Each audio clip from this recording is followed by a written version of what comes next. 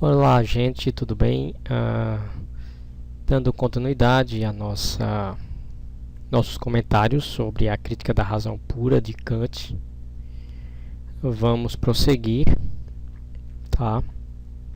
Hoje tratando sobre o segundo livro da lógica transcendental, né? Vamos lá, nós na segunda parte. A doutrina transcendental dos elementos tem a primeira parte, que é a estética transcendental, onde ele trata dos conceitos de espaço e tempo. E na segunda parte nós temos a lógica transcendental. Dentro da segunda parte da doutrina transcendental dos elementos, temos na a segunda parte a lógica transcendental, que se divide em analítica transcendental e nós temos também a dialética transcendental, tá? E dentro da dialética transcendental ele vai tratar do conceito, do fundamento da estrutura dos conhecimentos transcendentais, né? Daqueles que não têm nenhum envolvimento com o que é empírico, com o que é experimental. E aí ele vai chegar no primeiro livro ao conceito da razão pura e primeiramente o conceito de ideia, né? Como chegamos a ter o conceito de ideia de alguma coisa, o fundamento anterior ao conceito, né? Então, ele vai propor a questão por exemplo, o homem é mortal, né? Então nós temos a ideia de homem e de um ser mortal a partir da experiência, mas o que nos dá essa ideia conceitual que vem antes de cada conceito? Então é justamente esse conceito transcendental que ele vai tratar, né? O que vem antes dos conceitos experimentais, digamos assim, experienciais, sensíveis. Então na segunda parte, no livro segundo dessa dialética transcendental, que é a segunda divisão da lógica transcendental, que é a segunda parte da doutrina transcendental dos elementos, tá? Depois que ele faz toda a introdução dividida em 8 partes, né, onde ele vai falar sobre os conceitos lá no comecinho, conceitos a priori, né, a posteriori, questões sintéticos, analíticos, juízos sintéticos, analíticos e sintéticos a priori. Depois que ele faz isso aí, tecendo também, claro, as críticas à dogmática e tal, a metafísica dogmática, enfim, ele vai adentrar naquilo que ele realmente quer, que é o seu projeto, né? E começa com a doutrina transcendental dos elementos. Já falamos algumas coisas, certo? Então vamos hoje entrar na analítica transcendental. No segundo livro, na dialética transcendental, no seu livro segundo, Raciocínios dialéticos da razão pura. Então ele vai dizer aí: pode-se dizer que o objeto de uma ideia puramente transcendental será algo de que se não possui qualquer conceito. É uma ideia sem conceito, né? Mas ideia já é um conceito, tá? Então, um conceito transcendental para Kant. Mas vamos lá. Embora a razão tenha produzido necessariamente esta ideia segundo as suas leis originais, quer dizer, as ideias puras, elas não possuem nenhum objeto, certo? Nelas mesmas. Apenas chegamos a essas ideias puras transcendentais por meio de desencadeamento necessário da razão, tá? Então veja que Kant quer propor o seguinte: vão existir conceitos na razão lá na frente, no final da primeira crítica, da crítica pura. Ele vai dizer que existem laços, né, com todas as antinomias, os paradoxos da razão, etc. Então a razão vai se ver em laços conceituais, e desses laços vão ficar lacunas, e essas lacunas só poderão ser preenchidas com determinados conceitos ideais, né, que a razão consegue captar para dar sustentação a toda a sua estrutura de pensamento, né, toda a estrutura do pensamento. E aí ele vai chamar os postulados, etc. Mas lá na frente a gente vê melhor. O que está em jogo aqui é justamente esse fundamento dos raciocínios dialéticos da razão, então das ideias puras, das ideias transcendentais, certo? Que vão se dar por meio justamente dessa dança de deduções necessárias. Porque de fato ele continua, não é possível fazer qualquer conceito de entendimento de um objeto que seja adequado à existência da razão, isto é, um conceito que possa ser mostrado e que seja suscetível de se tornar objeto de uma intuição numa experiência possível. Certo? De fato, ele vai dizer, vou repetir, não é possível qualquer conceito do entendimento de um objeto que seja adequado à exigência da razão, isto é, um conceito que possa ser mostrado e que seja suscetível de se tornar objeto de uma intuição numa experiência possível. Ele está dizendo o seguinte, os conceitos da razão estão na razão. Não tem como a gente mostrar no mundo sensível e intuitivo, né? Não tem como a gente fazer isso. Mas eles existem na razão, né? É interessante isso, porque esses caras idealistas, né, eles são muito geniais no que eles propõem, porque eles detonam os materialistas, detonam os céticos, eles ficam ali em cima do muro mesmo, e é muito interessante a doutrina idealista, né? Porque realmente se busca, né, o fundamento, aliás, se volta para a razão, onde não há a mínima demonstração objetiva daquilo que está lá dentro, né? Então vamos lá. Melhor diríamos, e com menor risco de sermos mal compreendidos, se afirmássemos que, de um objeto que corresponde a uma ideia, não podemos ter conhecimento, embora possamos ter um conceito problemático. Está cheio de conceitos problemáticos na filosofia, especialmente na de Kant, né? Justamente na filosofia idealista, né? Porque todos os conceitos são problemáticos do ponto de vista de sua objetividade, né? Então, isso é fantástico. Eu penso que a grande sacada da filosofia foi essa, foi se voltar para a linguagem, se voltar para o pensamento, né? Pensar o pensamento, pensar a linguagem, pensar o conceito e seus fundamentos, e chegar à conclusão de que não se pode concluí-los. Então, veja bem, melhor diríamos com menor risco, se sermos mal compreendidos, afirmarmos que de um objeto que corresponde a uma ideia, veja bem, não podemos ter conhecimento. Nós não temos conhecimento do objeto ideia, nem dos objetos que correspondem à nossa ideia do objeto, né? Então, aí passa pela coisa em si, que nós não temos a mínima possibilidade de saber como, e também passa pelo próprio conceito de ideia enquanto objeto. Nós não temos um objeto de uma ideia, né? O que é uma ideia? A ideia de algo. Esse conceito está aí na mente da gente, a gente diz, né? Por exemplo, os caras, né, que vieram Hume, Locke e tal, nós temos ideias e do mundo sensível e coisa e tal, mas aí Kant se volta, mas esse conceito de ideia, que é uma ideia? É um conceito que eu não tenho um objeto no mundo dele, né? Eu não tenho uma objetivação, né? Então é um conceito problemático, tá? E ele continua aí, ora, a realidade transcendental subjetiva dos conceitos puros da razão funda-se, pelo menos, em que, por um raciocínio necessário, aí está a essência do que ele quer dizer, raciocínio necessário, somos levados a tais ideias, né? Então, raciocínio necessário. Só quero abrir um parênteses para dizer que todo desencadeamento necessário também é um conjunto de associações de conceitos, também de ideias, né?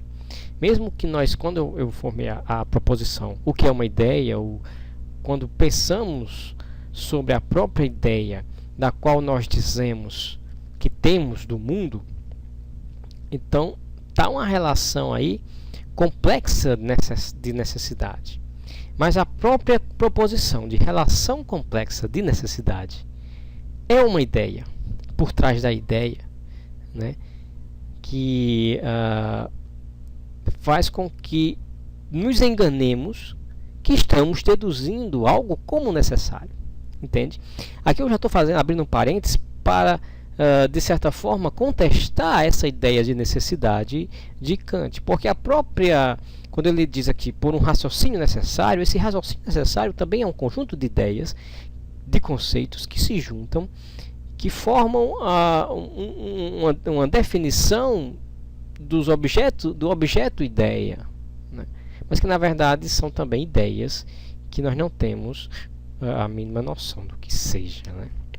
Então, vamos lá. Mas entendemos, né? Então, o sentido que conseguimos com isso é que é interessante, porque mesmo sem saber nada sobre os conceitos, sobre as palavras, nós os compreendemos num certo sentido compreensível, né? Então, somos levados a tais ideias. Você está entendendo que o que eu estou dizendo, né? Que eu não estou dizendo, por exemplo, nada com nada, né? Então, isso é fantástico. Você entender tudo que eu não disse. O meu dito, na verdade, é um não dito. Todos os ditos são não ditos, todo discurso. E quando eu digo todo discurso é não dito, ele já é um discurso dito como verdade, né? Então, vamos seguir com Kant. Voltemos a Kant. Deverá então haver raciocínios que não contenham premissas empíricas e mediante os quais de algo que conhecemos inferimos alguma outra coisa, de que não possuímos qualquer conceito, mas a que, todavia, por uma aparência inevitável, atribuímos realidade objetiva. Tá? Está dizendo o seguinte: nós temos conceitos na razão que atribuímos certa realidade, mas que eles só existem na razão, nós não temos nenhuma ideia objetiva deles. Tais raciocínios, quanto aos resultados, deverão antes chamar-se sofismas. De preferência, raciocínios, embora, devido à sua origem, lhes possa competir este último nome, porque não surgiram de uma maneira factícia ou fortuita, antes se originaram na natureza da razão. São sofismas, não dos homens, mas da própria razão pura. Há sofismas na razão pura, dos quais nem o mais sábio dos homens se poderia libertar, talvez conseguisse, após porfiado esforço, evitar, né? Então, o que podemos concluir com esse trecho é que o seguinte: ele vai buscar a origem do conceito de ideia, que na verdade está tão somente na razão. Nascem a partir de algo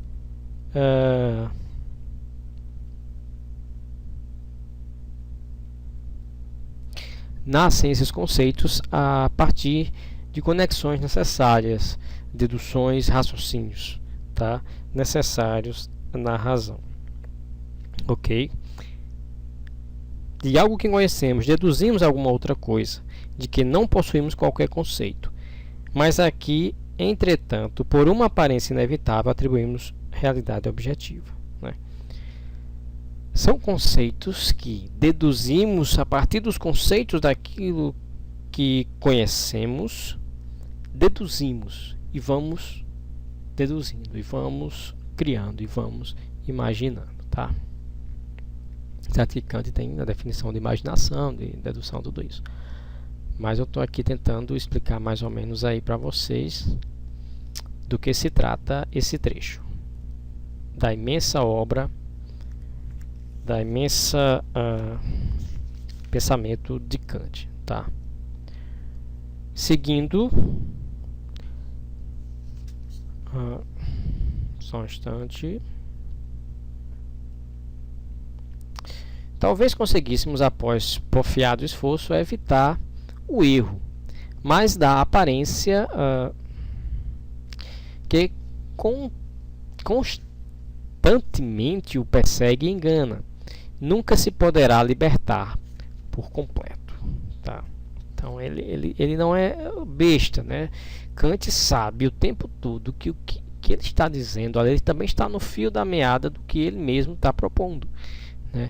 Ele diz o tempo todo que a proposta ela ela não é, como eu posso dizer, é um esforço, né? O que ele está fazendo é um esforço para detalhar como pensamos e dividir e colocar tudo em seus devidos lugares, tá? Esse é o esforço de Kant. Ele sabe que isso é um esforço, né? E talvez o maior esforço já feito até hoje, né? Então, continuando. Só há, portanto, 3 espécies desses raciocínios dialéticos. Então, você anote aí, tá? 3 espécies. Aí vem uma nova chuva de conceitos em Kant, né? Que não são fáceis, né? Então, me admira muitas vezes, né, jogar Kant numa prova, um cara que é milhares de conceitos e milhares de definições, né, em sua obra. Mas tudo bem, vamos lá. Portanto, apenas há 3 espécies de raciocínios dialéticos, tantas quantas as ideias a que produzem as suas conclusões. Nos raciocínios da primeira classe, anota aí, primeira classe, do conceito transcendental do sujeito, que nada contém de diverso, infiro a unidade absoluta deste mesmo sujeito, do qual, desta maneira, não possui qualquer conceito, né? Então, está se referindo à unidade transcendental do sujeito, do qual nós não temos conceito. Quando ele diz que não tem conceito, é porque ele não tem um objeto que o defina, que o caracterize objetivamente, que o determine, né? Então seria aí o eu que ele falou anteriormente, né?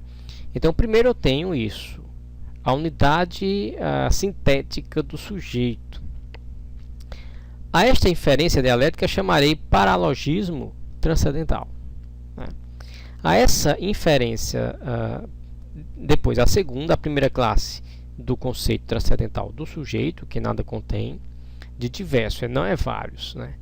É a unidade absoluta deste mesmo sujeito, que não tem conceito nenhum, tá? Primeira classe.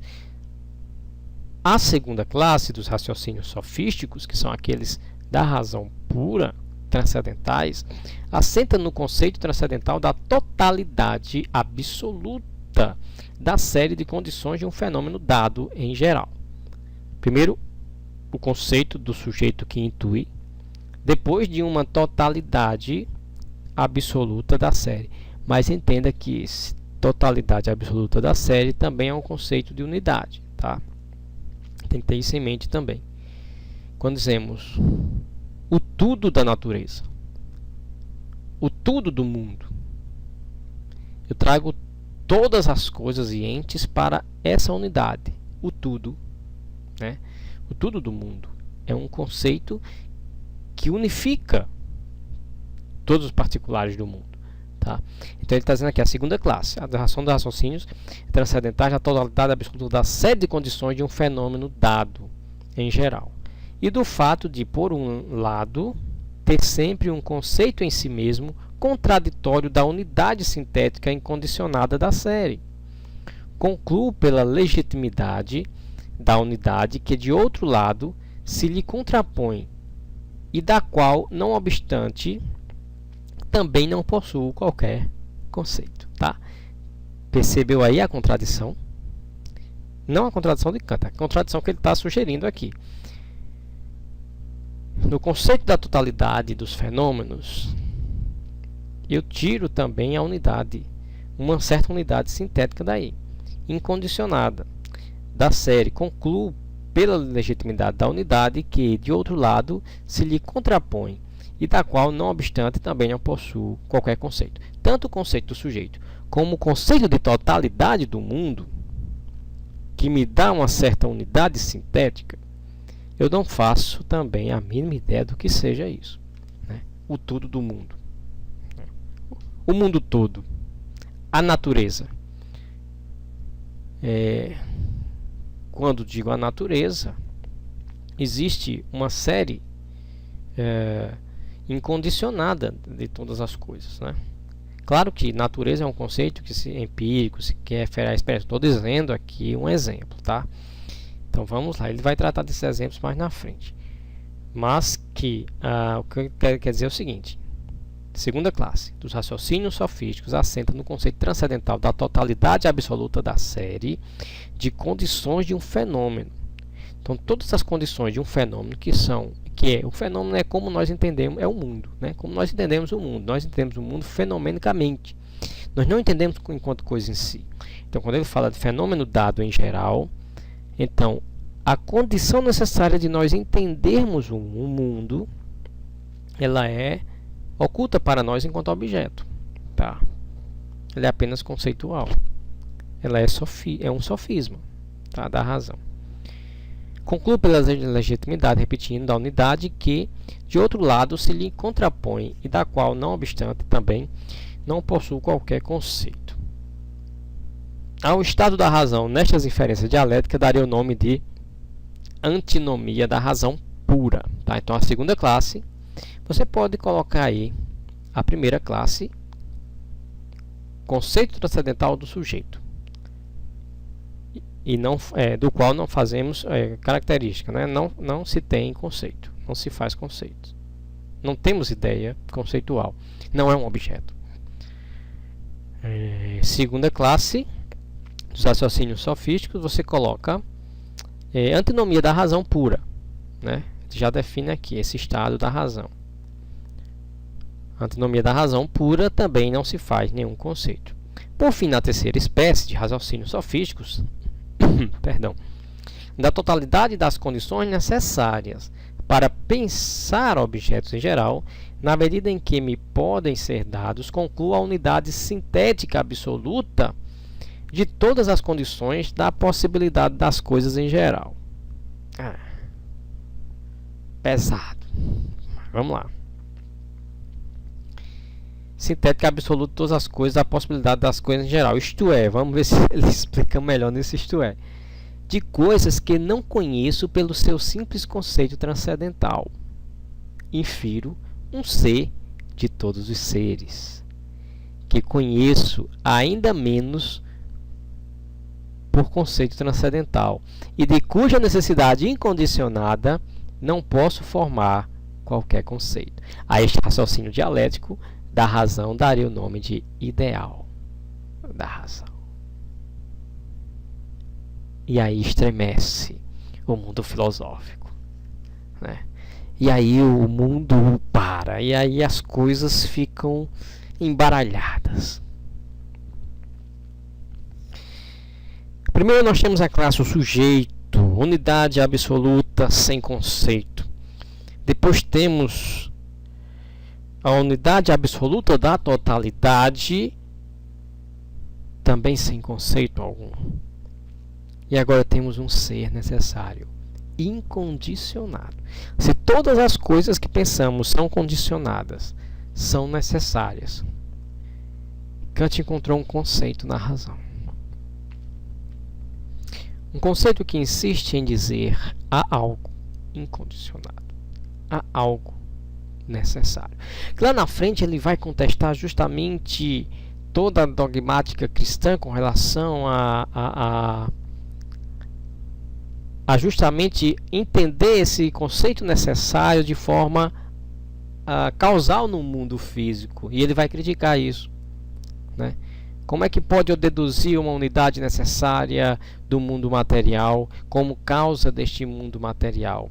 Isso também seria uma matéria, também seria algo físico. E Kant é fantástico nisso, porque ele vai justamente dizer a ideia incondicionada, que é o ideal da razão pura, é o ser incondicionado ele está na razão. Né? Vamos lá, repetir esse finalzinho. É de coisas que não conheço pelo simples conceito transcendental, infiro um ser de todos os seres, pelo fato de eu não entender esses conceitos transcendentais, os quais são conceitos puros, que não envolvem o mundo físico, a experiência ou sensível. Ele vai dizer que é necessário, movimento necessário, sempre necessidade e universalidade regem o pensamento filosófico kantiano como base. Então é necessário. A razão busca essa necessidade em algo incondicionado para se firmar, né? E é da mesma forma, esse incondicionado é o ideal, né? É o que move, é o movente da razão, podemos dizer assim, tá? Então este raciocínio dialético da razão daria o nome de ideal da razão pura, né? Então a brincadeira do pensamento seria esse ideal, tá? Então vem no capítulo 1 dos paralogismos da razão pura, e aí ele vai retomar a questão do eu, né? Então Kant sempre vira e mexe a metade no meio ali da razão pura, é só o estudo da relação do eu com o seu pensamento, né? Do subjetivo. Então é o estudo do subjetivo kantiano, está ali na metade, no miolo da crítica da razão pura, tá? Então, dos paralogismos da razão pura, ele vai dizer o seguinte: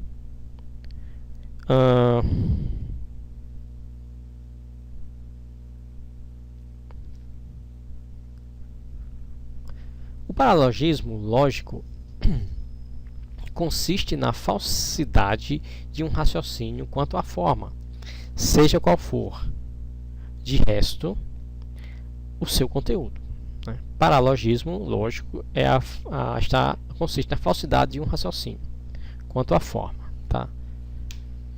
Seja ela de qual modo for. Mas um paralogismo transcendental, veja que ele faz a diferença, né? Tem um fundamento transcendental que nos faz concluir falsamente quanto à forma. Veja, é um engano do engano, né? Então é complicado esse negócio, mas é lindo demais, né? Quando você percebe isso aqui, ó, na questão lógica, encontrou aquele problema de falsidade e verdade, parou. Mas no transcendental é justamente aquilo que te faz pensar que é falso, entende? Então vamos lá. Mas o paralogismo transcendental tem um fundamento transcendental que nos faz concluir falsamente quanto à forma. Então, nós podemos estar enganados quanto à falsidade lógica na lógica normal, né? Na lógica comum. Então, nós podemos estar enganados quando concluímos que um raciocínio é falso, tá? Porque o pensamento, o fundamento transcendental pode nos levar falsamente a concluir o falso. O pensamento transcendental pode nos conduzir falsamente a um entendimento falso, tá? Na lógica comum, na lógica formal. Deste modo, tal raciocínio vicioso fundamenta-se na natureza da razão humana e traz consigo uma ilusão inevitável, embora não insolúvel. Caramba! Toda a minha vida estava sendo enganado. Kant agora deu a luz, né? Iluminou aí o mundo. Então é isso aí. Kant é isso. Ele é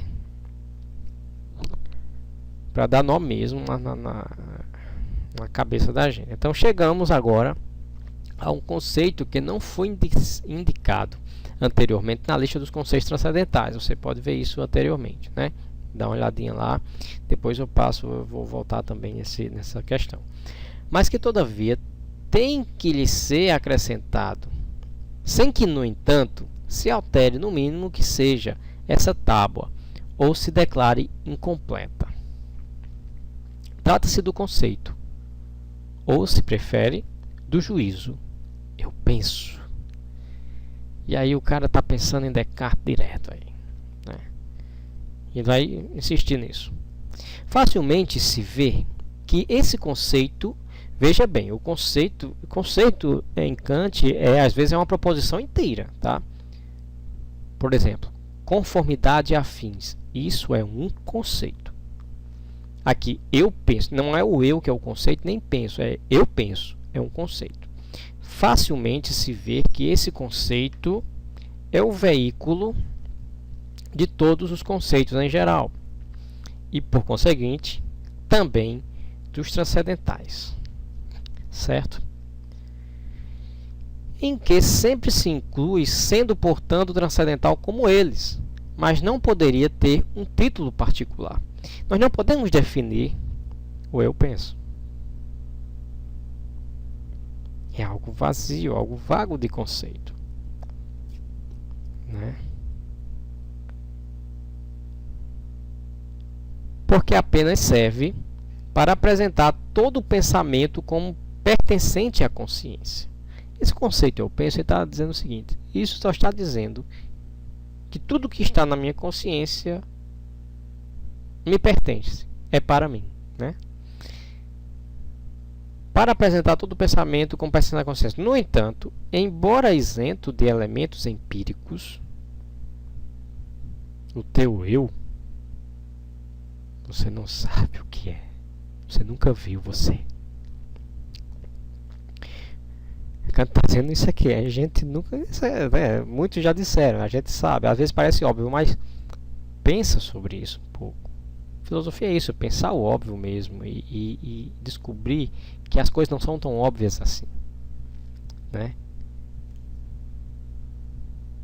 Até que precisamos encontrar uma definição para esse conceito também, né? Mas deixa isso para lá. Voltamos aqui. Você já se viu subjetivamente? Você já viu o seu pensamento, o seu eu penso, o seu eu, sua consciência? Nem a de ninguém.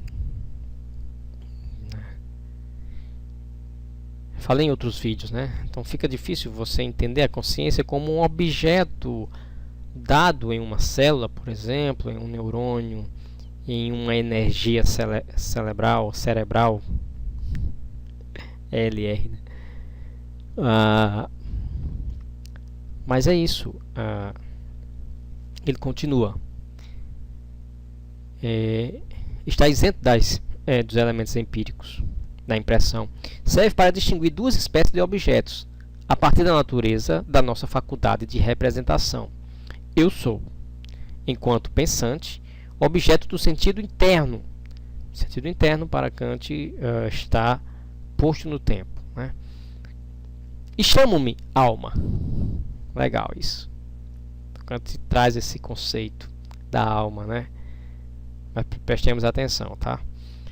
Então, o eu penso está indicando que eu sou, enquanto objeto do meu sentido interno, uma alma. Chamo-me alma. O que é objeto dos sentidos, objeto externo, chamo-me, ou chama-se, corpo. Tá. E, abrindo um parênteses, para mim, o mundo é o corpo, né? Então,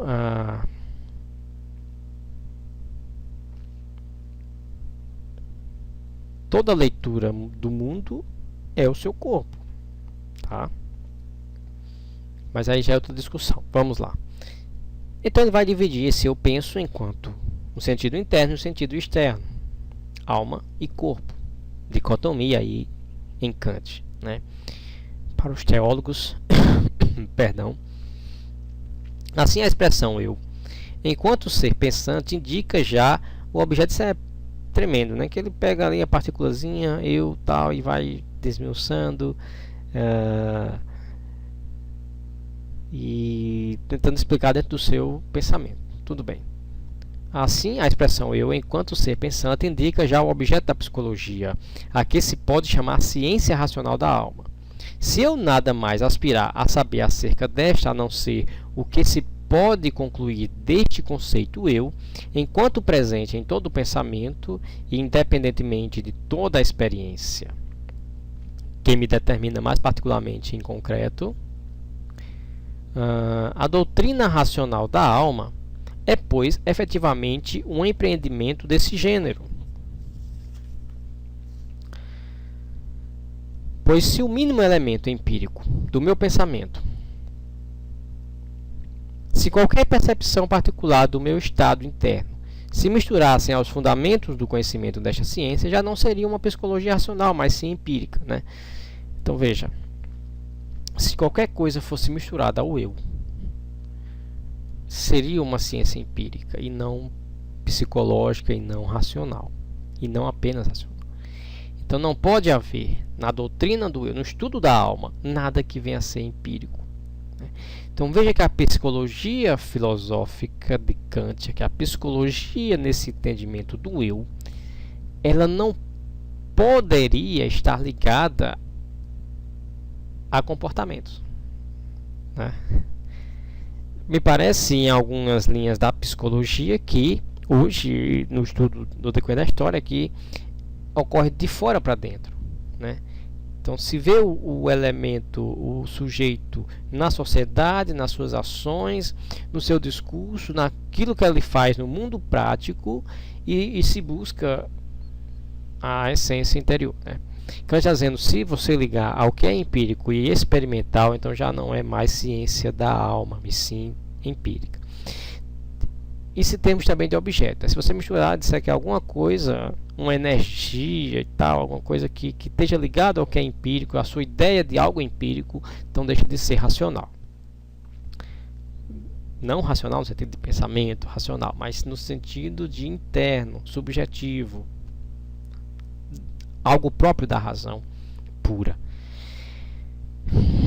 Temos, pois, perante nós uma suposta ciência edificada sobre esta única proposição, eu penso, e cujo fundamento ou ausência de fundamento podemos perfeitamente, cujo fundamento ou ausência de fundamento é legal isso, né? Ele realmente está ali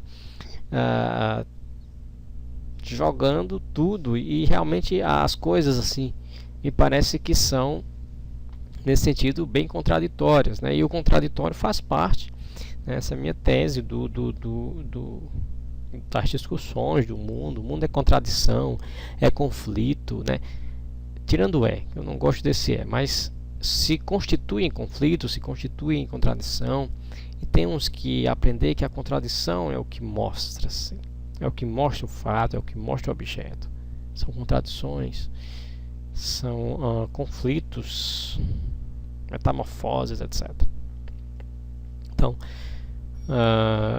e cujo fundamento ou ausência de fundamento podemos perfeitamente investigar aqui de acordo com a natureza de uma filosofia transcendental. Que esta experiência, que esta proposição, que exprime a percepção de si mesmo, o eu penso, né, constitua uma experiência interna e que, por conseguinte, a psicologia racional que sobre ela se edifica não seja pura, sempre em parte se fundamente no princípio empírico. Eis uma dificuldade que não nos deverá deter, tá? Porque esta percepção interna não é mais que a simples percepção, eu penso, que possibilita todos os conceitos transcendentais em que se diz eu penso a substância, a causa, o fenômeno, etc, etc. Com efeito, a experiência interna, em geral, e a sua possibilidade, ou a percepção em geral e a sua relação com outra percepção, sem que seja dada empiricamente, qualquer distinção particular ou determinação não podem ser consideradas conhecimento empírico, tá? Veja bem, a experiência interna em geral e a sua possibilidade ou a percepção em geral e a sua relação com outras percepções, sem que seja dada empiricamente qualquer distinção particular ou determinação, não podem ser consideradas conhecimento empírico. Antes devem considerar conhecimento do empírico em geral. Legal? não considere o seu pensamento do mundo em geral, assim, né, sobre internamente um conhecimento empírico. Ele está dizendo isso. Você conhecer o seu eu e como você conhece o mundo não quer dizer que você esteja misturado com o que é empírico, certo? Pensar o empírico é um conhecimento transcendental. É isso que está dizendo. Separe isso. O que está querendo dizer é isso. Não podem ser considerados conhecimento empírico. Antes devem considerar conhecimento do empírico em geral. E pertencem à investigação da possibilidade de toda a experiência. E essa é, sem dúvida, transcendental. Ou seja, a experiência é uma possibilidade. Ela não está dada para nós como algo definitivo. Nós a conhecemos possivelmente. Tá? É um conhecimento da possibilidade do conhecimento próprio da experiência. A experiência é uma possibilidade. E todo o conhecimento dessa experiência é transcendental. Deve ser entendido como transcendental e independente da experiência. É todo o tempo ele tocando nessa tecla aí. O mínimo objeto da percepção, por exemplo, o prazer e o desprazer, que se acrescenta à representação geral da consciência de si próprio, logo transmudaria a psicologia racional em psicologia empírica. Então ele está dizendo, desculpem os psicólogos, mas ele está dizendo o seguinte: se você começa a analisar o prazer ou o desprazer, que está relacionado na filosofia de Kant com o que é empírico, com o que você gosta ou o que você não gosta do mundo, então já melou o negócio. Já não é mais uma psicologia racional pura, é uma psicologia empírica, tá? Então, o eu penso é, pois,